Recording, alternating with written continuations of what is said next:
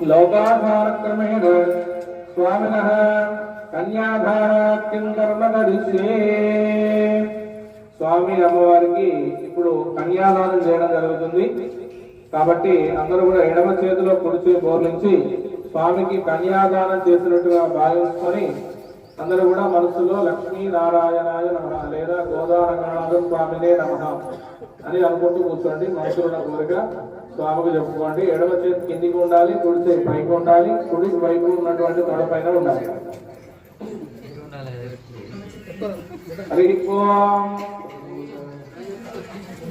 అగానంద వీర్యస్య శ్రీమతాయ నారాయణస్య అజింజాజక్య ప్రియమాణస్య మహాజలోక మధ్యే పరిభ్రమమాణాన అనేక కోటి బ్రహ్మాండానామేకమే వ్యక్తావ్యక్త ప్రకృతి మహదహంకార ఆకాశవాయుస్థితల పృథివ్యావరణే సప్తమిరావృతే అస్మద్మహది బ్రహ్మాండ కలండ మండలే ఆధార శక్తి శ్రీవరాహ